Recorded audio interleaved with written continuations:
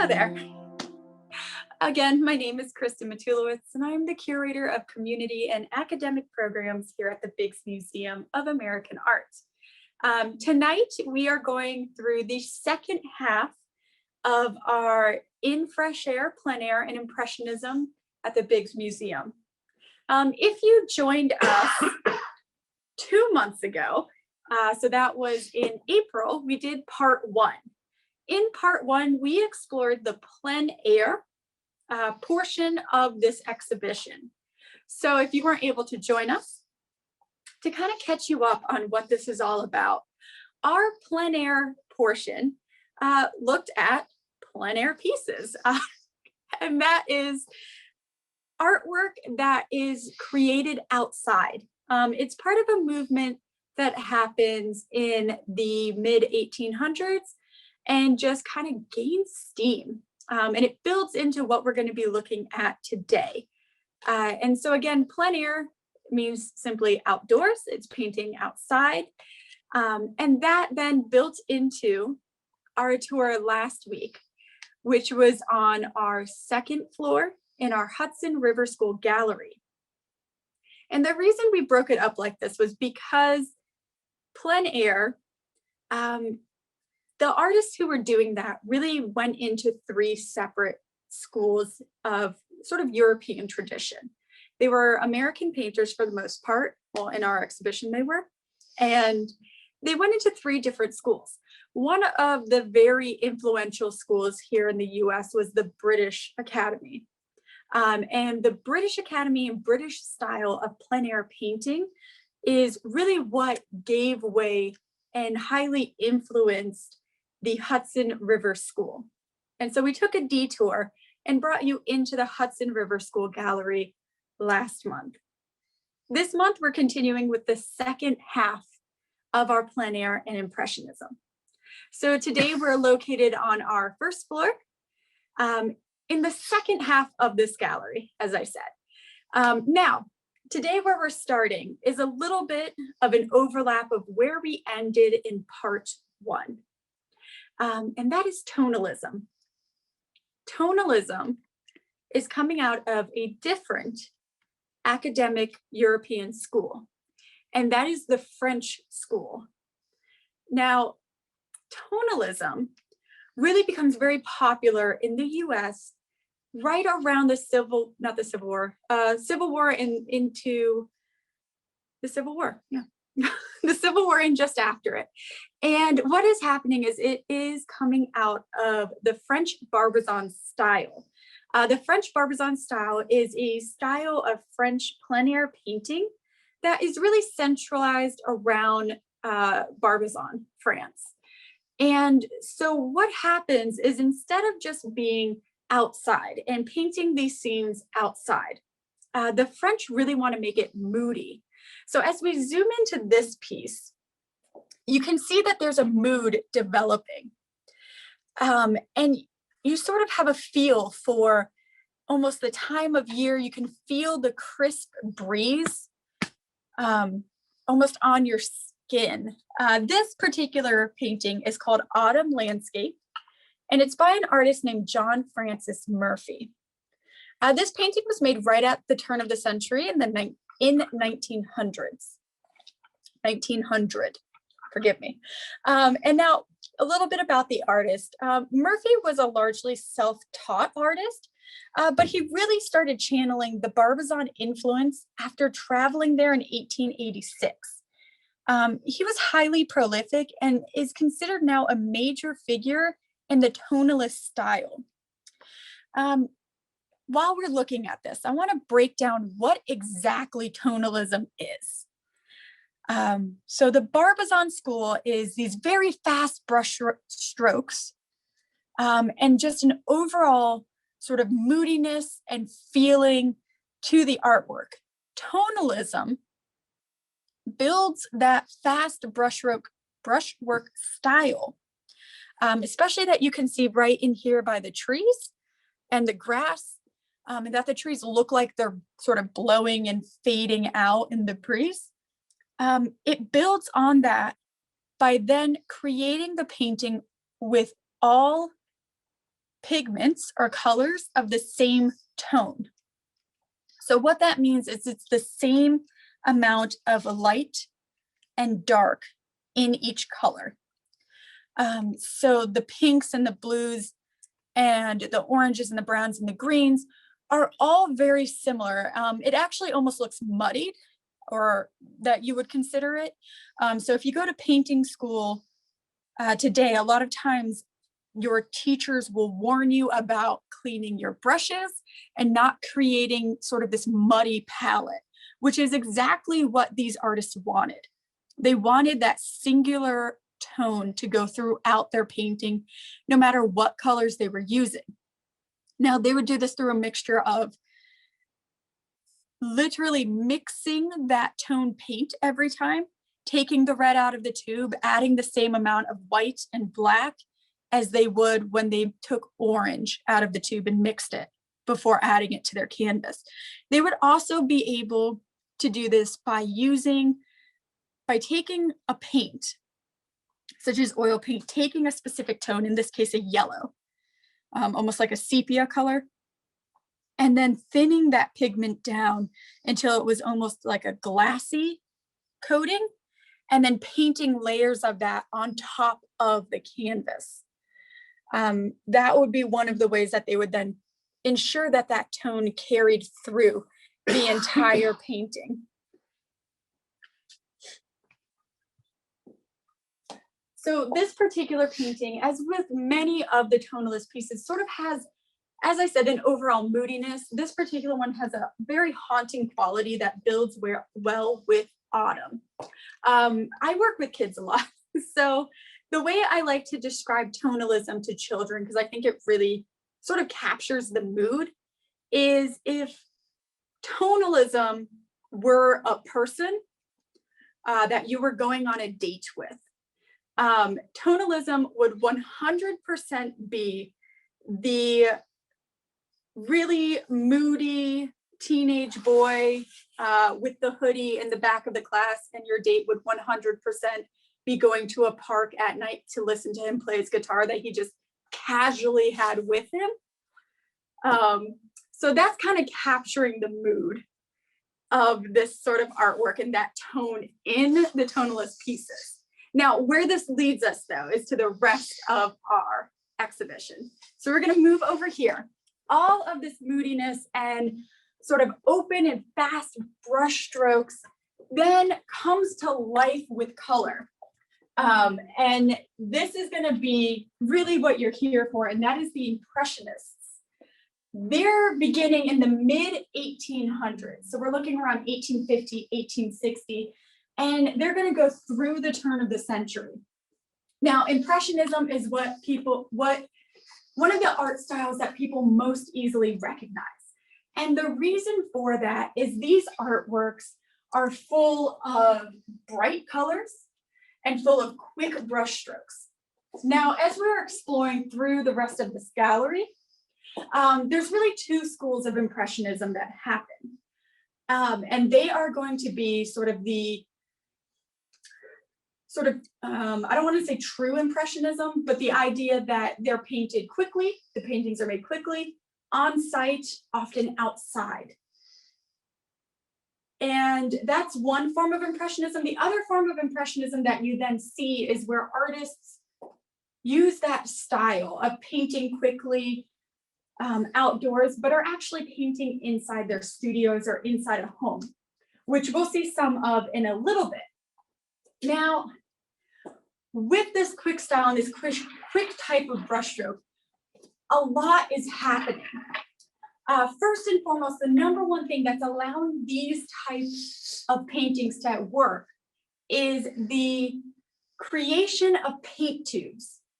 Mid-1800s, we have the creation of paint tubes similar to the ones that we have today. And what that allows us to do as artists is to take those tubes, take our canvas, and go outside. That's what gave birth to the Plein Air Movement. And then what happens that gives us this signature look is chemically made colors. And so no longer were these tubes with natural elements a little bit more will derive from nature. Browns, reds, a little more muted, they become these bright, bright colors, the bright blues, the bright greens, the infamous Van Gogh yellows. Those are all chemically made, as well as some of the very bright, shining whites. And so artists are enamored with these bright colors. What's happening as well during this time period is there is a large conversation taking place with photography and art. By the 1870s, cameras are readily available and they are easily moved. And we're going to start walking through this one. They're easily moved around and taken with you when you travel. Now, there's this desire to capture the world as it is, the proportions, the details. And when you introduce cameras into that mix in like 1870s, when you introduce cameras into that, those cameras are able to accurately capture those scenes, those proportions, those shadows, what's actually happening. So artists in turn start responding to this by offering what cameras cannot capture, which is the feel, the color, and the light in a moment. So to break down Impressionism, the idea is almost reverse blinking. If you shut your eyes and you open them really fast and you shut them, artists are trying to capture that split second of your eyes being open and trying to capture all of the light, all of the color, all of the energy of that moment. And so one of the ways they do that, and what gives this artwork its notability outside those bright, vibrant colors, is how they're applied. These artists stop, for the most part, taking their paint and mixing every single shade on a palette. Instead, they're taking those true colors or the colors straight out of the tube, and they are placing them next to another true color. So in the case of this, if we start looking into this yellow section, that yellow isn't a bright yellow, a yellow with some white and some like green toned yellow. It is that bright, bright yellow straight out of the tube with little patches of little stripes of a green straight out of the tube, a navy blue straight out of the tube, a tan straight out of the tube, the white out of the tube. And the artist has taken these individual colors and has placed them next to each other so that our eyes, as we back up from this painting, will actually blend those true colors for us.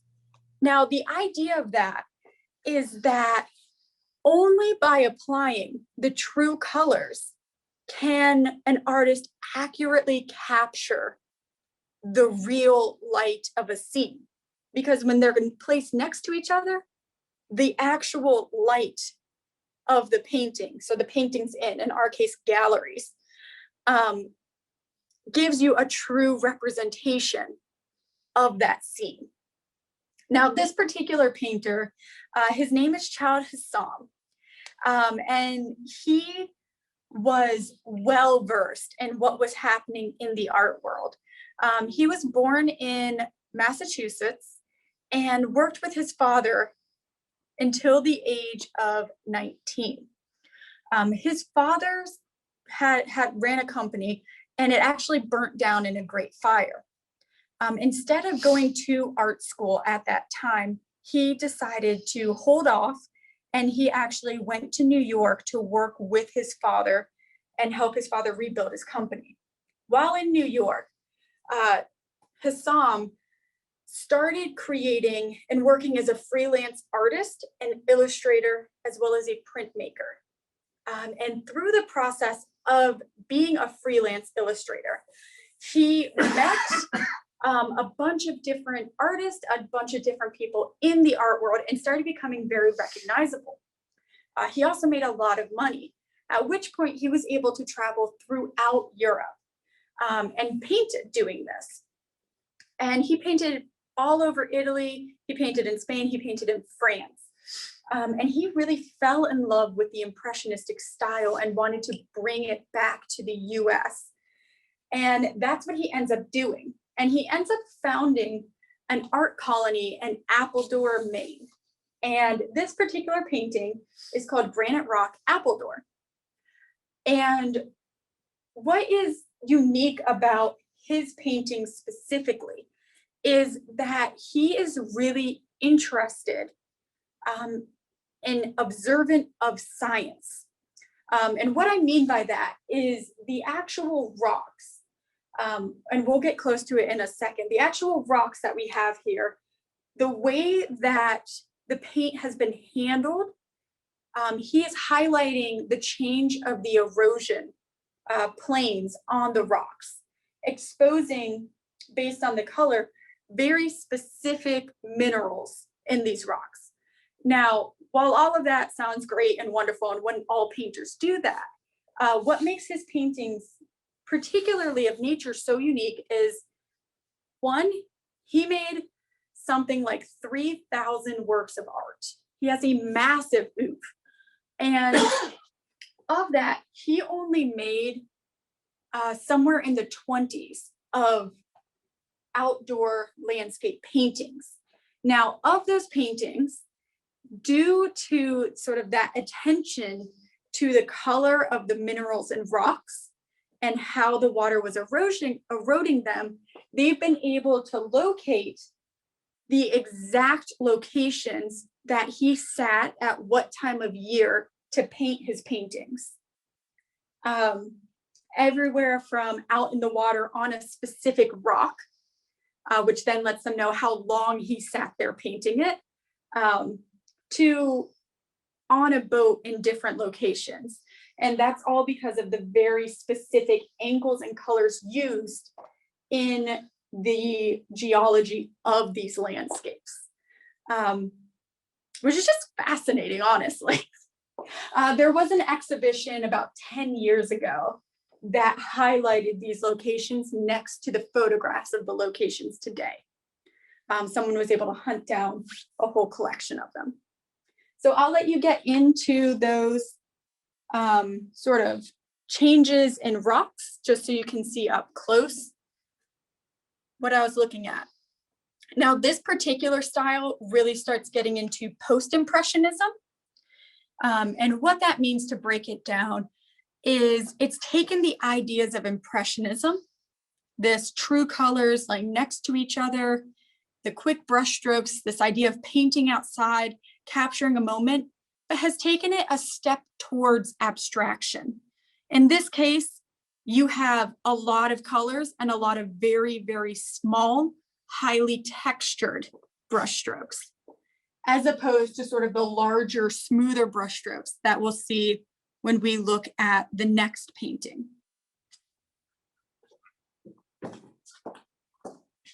So we're going to back up from that painting and we're going to go to a massive one. We're going to be looking at this painting. Now, this painting is Delaware River in winter. And we're not going to stay here long, but the reason I chose this was to highlight how these painters were painting and the unique ways and elements they were dealing with. In this particular painting, this artist painted it on location on the Delaware River in winter. And he had remarked about how he sat outside for hours capturing this, bundled up in like every coat he owned and gloves, and having issues with his paint because it was so cold outside during the whole time, but he wanted to capture the scene. So what we're going to do is we're going to take a step a little bit closer to this, just to highlight the change in the brushstrokes that I mentioned before. Now, this painter is named Walter Showfield, and this was painted in 1920. He was born and studied art in Pennsylvania, in Philadelphia specifically, but eventually moved to England and settled there. Now, while he was abroad, he met the Pennsylvania Impressionist Edward Redfield.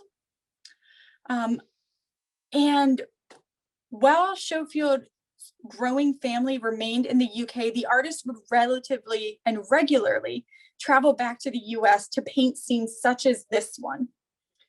and would participate in domestic art expositions. He was heavily influenced by that artist he met named Redfield, particularly the rugged altitude of painting large plein air compositions in one sitting. So this is a scene where he went out in the winter, as I said, by the river in freezing temperatures and sat there in one period of time. He didn't pack it up and bring it back out, go get some hot chocolate or coffee, and then come back out a couple hours later. He sat there and he manipulated the scene until it was finished. And so you can even see these quick brushstrokes that are happening and being pulled across the canvas to capture the changing light during the couple hours that he was out there painting. But while this one is highlighting sort of all climates, the challenges of plein air and painting on site impressionism, not all impressionistic paintings were made under these sort of harsh conditions. So the next painting we're going to look at is actually an interior scene. We're going to look at this 10th Street studio of William Merritt Chase. Now, William Merritt Chase was a well-known American artist. He was famous for his portraits. Now, this particular view is incredibly important to American art history, not only for the time period, but for the location. This painting is of William Merritt Chase's studio. And first, I'm going to kind of break down what we're looking at. The idea of studios during this time period, this is painted in 1894, is sort of to be a space to entertain and showcase your artistic qualities, both as an acting artist, but as a well-rounded, quote unquote, cultured human. And so what we have here is a studio full of not only his artworks, and although they're far away, you can tell they're portraits. And these would be artworks that he was showcasing for people to buy. But it's also full of Chase's sort of artistic inspiration in collective artistic milieu of artifacts. So what that means is he's showing off how well cultured he is. Over here, we have a Japanese parasol during the late 1800s. Sort of Japan opens up to trade and people devour it. People love it. They love the silks. They love all of the different line works that are so different to what was happening in Western art at that time. So we have the Japanese parasol. We have some sort of medieval looking Viking-esque shield. During this period, there's also what's considered like the Norse revival happening as part of a medieval revival. It's where we get the idea of sort of the Viking horns and braids is coming out of this late Victorian period, mid-Gilded Age. So we have that happening here with different tassels, strings, scarves hanging down from it. We have up in the corner the Greek eye, kind of warding off evil and keeping watch over. We have lanterns at the top. We have Arabic lanterns then in the center. And then we have an entire trove of replicated sculptures, such as the head of, guy just went from my mind, famous Roman emperor. Can't think of it right now. A large ship. We have different types of vases. We have miniature statues. And so these are all things sort of denoting how cultured he is, all the way up to this shot silk curtain. And that is really signifying how stylish he is. Shot silk is when you take silk threads and you weave them in opposite directions. So in one sense, when light hits it, it'll be gold. When shadows hit it in another way, it'll be red.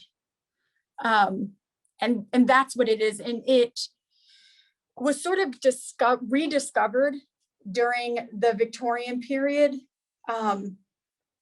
Was sort of like a Renaissance revival. They started noticing it. You can see this in like Michelangelo paintings in the Sistine Chapel. They rediscovered it, and people in the late 1800s were obsessed with it.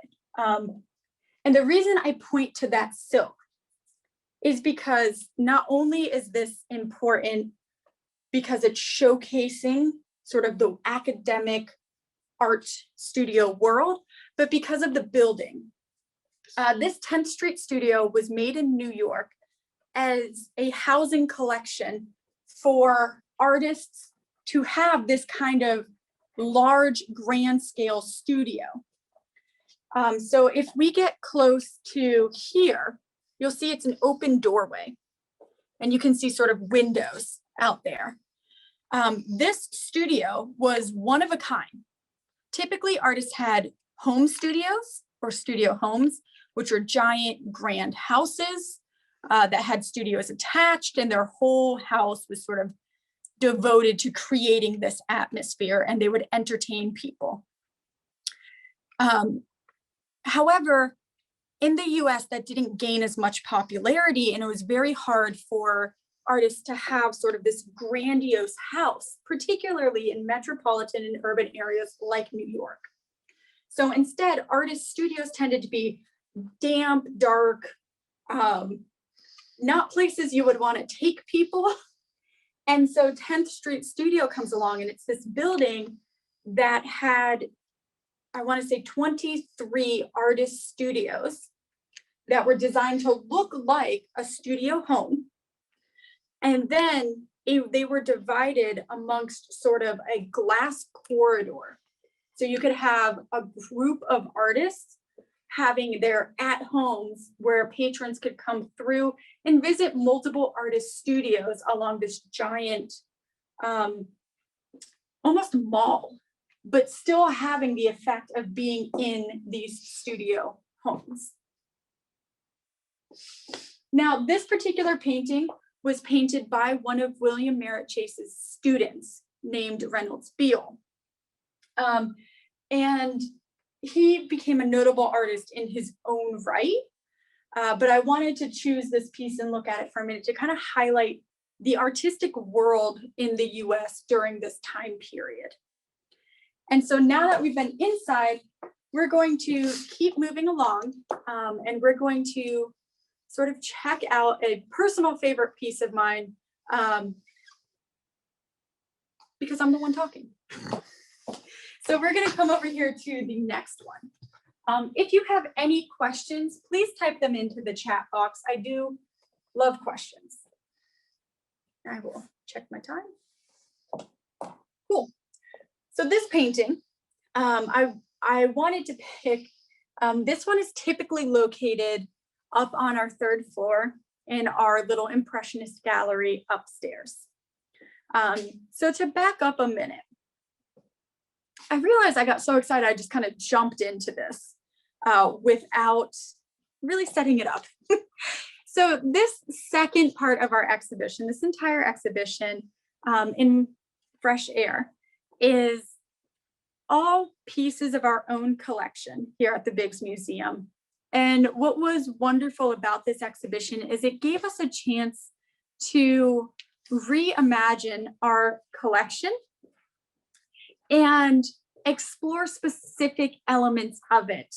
So what's wonderful about this one is that just due to how our museum's structured and the different exhibitions we have and the pieces in our collection, we don't often get to showcase all of these artworks, just because that's what museums do. They have a storage, they get restoration, and you make sure to take care of your paintings and your other forms of art. And so this show gave us the opportunity to not only pull together pieces of our collection that had been spread out in the museum, to look at it as a cohesive style to kind of see the variance in it, to see how these different elements led to each other throughout these paintings and the just a wealth of topics. But it also gave us a chance to showcase pieces that aren't usually on display, or much like this one, aren't always the easiest to get close to. This particular painting is called Heavy Surf, and it's by an artist named Wah. And this piece is typically on our third floor in the Impressionism gallery, sort of above a sideboard cabinet. So it's up in the air. And so it's not easy to get very close to it. And that's why I wanted to highlight it. One, because of that. Two, because the blue is just delicious. So what is wonderful about this piece that gets overlooked in its original hanging is all of the texture in these rocks. So to start us off, the artist's full name is Frederick Jugwaw. And this painting, again, Heavy Surf, was painted in 1915. Now, this particular painting has just an extremely complex use of techniques to create it. And another reason I wanted to highlight this work is this is an example of a painting that would not have been painted on site. This is mimicking those impressionistic styles and a little bit of like post-impressionism experimentation, but it's not done on site. This is probably done inside a studio. And it would have more than likely been in multiple sittings, not being painted quickly. And we can tell that sort of element from the smoothness and the careful delineation between sky and water, the different shades of water, how the reflection is done. There's an overall smoothness of this piece that lends itself to not being done in a single sitting. Now, this piece, and one of the reasons I personally love it so much is because of the perspective of it. Jugwaw does a very unique thing in how he places the viewer. Now, the viewer, as the viewer, your position is actually sitting down on the rocks. So it may not translate perfectly well through the camera, but you're actually not looking directly out. You are looking sort of from a down angle up into the scene. And what he has done, and one of the ways he's done that to really highlight it, is by having this rock, the way it pieces out on sort of this almost not quite realistic angle, has kind of created both a flat plane that's tilted up and the element of three-dimensional space. And so how he's doing that is what's allowing us to then project upward into the sea, which will make these waves look like they're crashing higher, the mist getting higher, and it envelops you in a scene. Another way that we can tell that we're not looking straight out onto this piece is by the height of the horizon. While it sort of dips in the center to halfway, the horizon on the edge is actually rounding outward. So it's giving us the idea of it being higher than we are, and that the peak of the wave isn't even there, it goes up even more to really envelop us in the scene. We then have some parallel mixing happening that takes us through these layers of blue. And because of what colors of blue are chosen, the sky matches into the highlighted sections of our water, which helps us navigate our eyes upward and out into the horizon, which makes sort of your eye negotiate the scene as if the water is even higher than it is, helping to shrink the viewer down to the bottom. This same thing is happening with the crashing wave and the mist that comes up, where we have on this side the wave crashing, and then we have sort of a grayish blue mist that connects into the clouds. So with all of that together, we've sort of created this very carefully constructed scene that puts us inside and sort of surrounded and engulfed by these waves, helping to really create like a feeling, an emotive evocativeness. One other fun thing, whereas in Hassam's work, Hassam has carefully delineated every angle of the rocks and of the sort of erosion happening. What Jaguar has done is he's created sort of shaded lines, shaded sections, and he's noted sort of cracks and erosion in the rock. But then he has taken it, rolled over my skirt. He's taken it and he's actually just taken a palette knife and carved in these sort of erosion elements to the rock to give them, it almost looks like a naturalistic texture, but it's almost abstract. He's kind of just arbitrarily cut lines into his painting with that palette knife. Now, if you don't know what a palette knife is, just because it helps understand how this was made. He's taken the painting, and then a palette knife is sort of like a mini pie wedge. Now you can find really cheap ones with plastic, but they're traditionally like metal, and they have a little bit of a point on them, and they're used to mix paint on a painter's palette. However, you can also use them as tools to apply paint such as this, where you can kind of see it's being dragged. But then you can equally take the cleaned palette knife and taking the sides or the point in this case, you can carve back into your painting to create this sort of just overwhelming texture. If you visit the museum in person, we are open 10 to 4, Wednesday through Saturday. There is a QR code about this piece where I ramble even more about why it's amazing. So you should check out our QR code tours. We're gonna move on and follow me this way. And I'm actually gonna step off screen to get water. We're gonna move all the way to the back.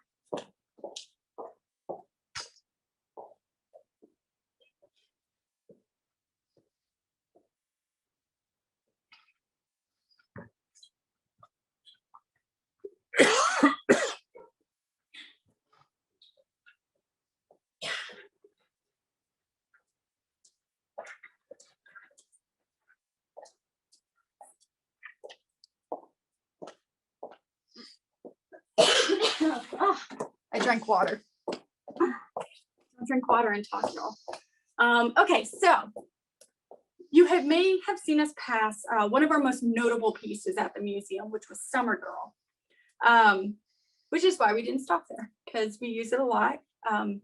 We talk about it a lot. If you joined us for the first time we did Impressionism, which was like almost a year ago, I talked about that painting a lot. So today we're moving on to a piece called 4th of July.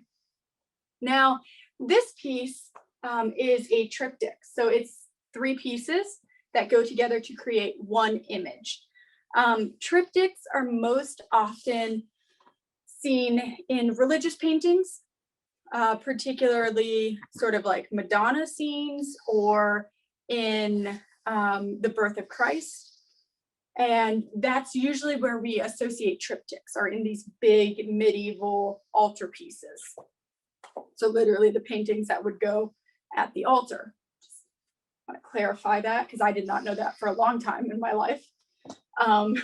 So this style of art, that's what it's associated with. This particular painting was done as sort of a submission to a yacht club to paint the scene at a yacht club, thus the yachts. And the idea behind this is sort of capturing this Americana style. So what we have here is sort of this blend of impressionistic style, those quick colors, those quick rapid brush strokes, sort of the moving and the flowing and capturing a scene. But unlike the other pieces we saw, we have humans.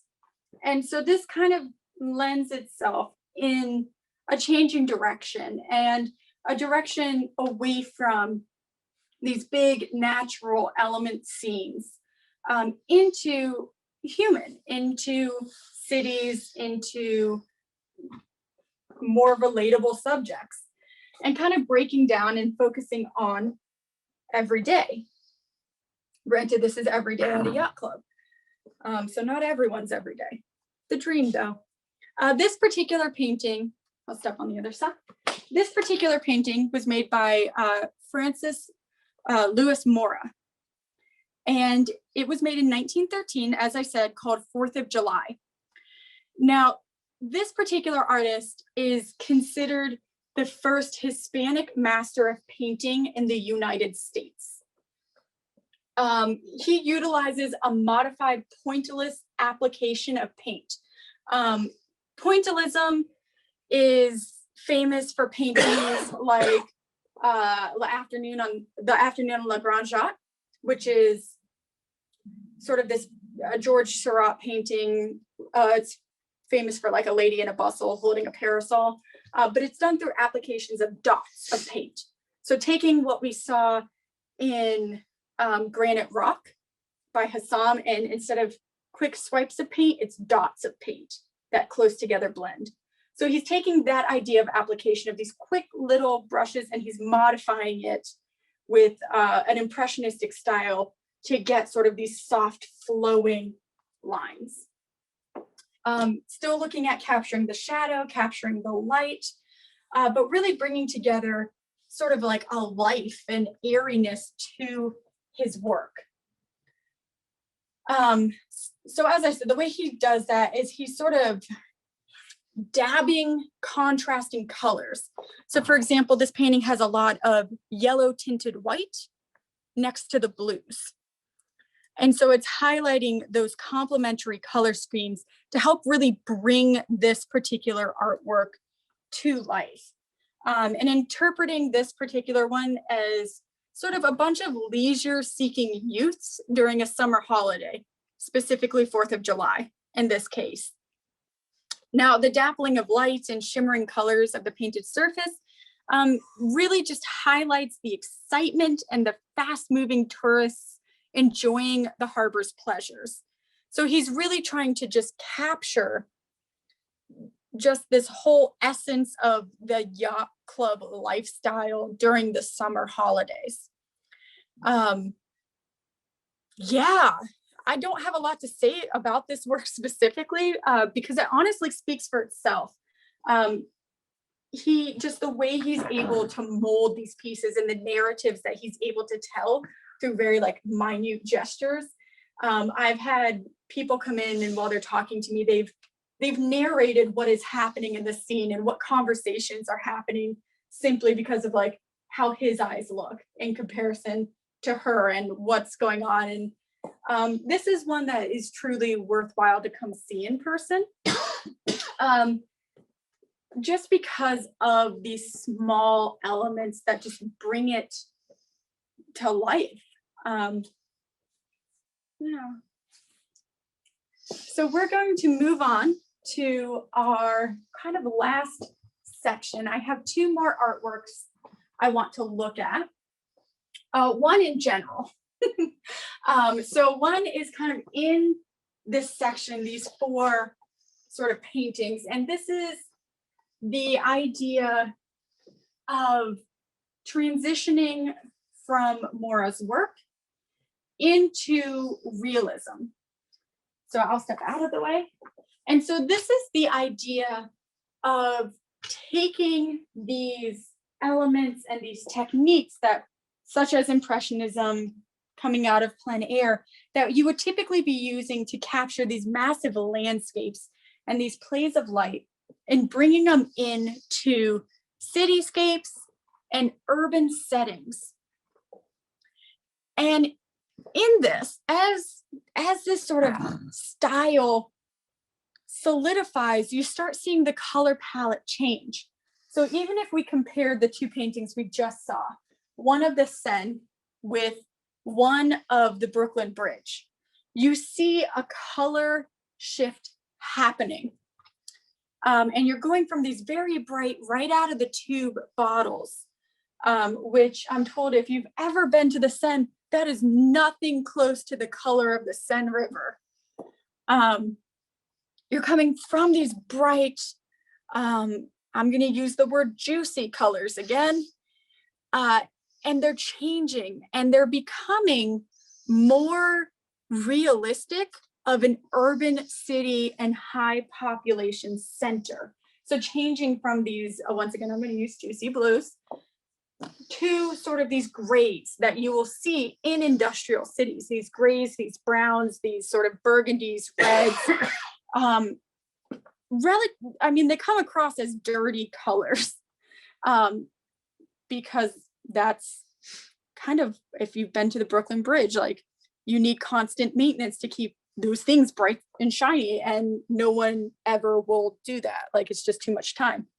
And so, and too many people and too much use. And so they start really trying to capture the essence of urbanization, the realities of these cities, the realities of these locations. Not as like a downcast on it, but almost as like a documentary interested in the human experience and what is happening. And we see that coming into this work here called Fifth Avenue Presbyterian Church, New York. This was painted in 1937 by a painter named Guy Carlton Wiggins. And now this particular painter painted both rural as well as urban scenes, but he's best remembered for his scenes of New York in the winter. By the beginning of the Great Depression, many artists were moving away from plein air, and especially Impressionist forms of painting. However, that style of rapid brush strokes remained popular to patrons. And so these snow scenes allow Wiggins to kind of have that realism, these dark colors that you would expect in these old churches, the overtoned of sort of that tonalist inspiration of this gray, misty, icy New York winter, while still allowing him to capture sort of that instant moment that you would see with Impressionism, where you can see the snow blowing, it piling up, it kind of wafting and falling. And some of the ways he's able to do that is he's painted his painting, and then just like the tonalists where they would thin down paint, he's thinned down white and has painted it over it. And that's how he's able to get all of these little brush strokes. It's not that it's been separately applied, it's how he has applied a very almost like water transparent layer of white paint over top of his artwork. And so he really brings us back to tonalism with creating this moodiness, but brings it all together, the sort of feeling and airiness of Impressionism, that quick style painting of Impressionism, the overcoat of and moodiness of the tonalists, but bringing us into the realism of sort of everyday life in the winter in the scene, and really actually tying together our whole tour. So that's actually going to be the last painting we talk about, because that ended so nicely, bringing it all together. Please let me know if you have any questions. Once again, if you have questions, please type them into the chat box, and I will answer them for you. If you happen to see a painting as we like kind of stroll through that you're just like, what is that? Let us know, we'll find it for you. And we'll tell you a little bit about it. So I'll give you a minute or two to type into the chat box if you have any questions.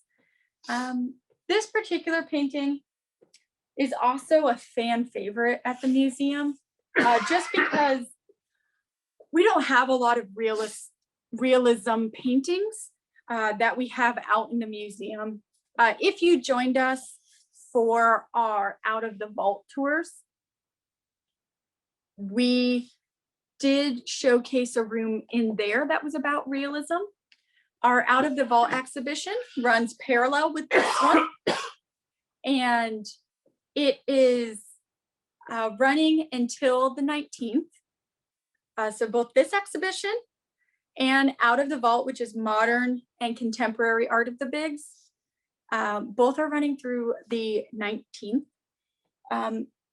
In there, we have a little bit more about realism, but yes, it brings us back to this one. Any questions? Cool, yeah. Well, since we have no more questions, I want to thank you for joining us.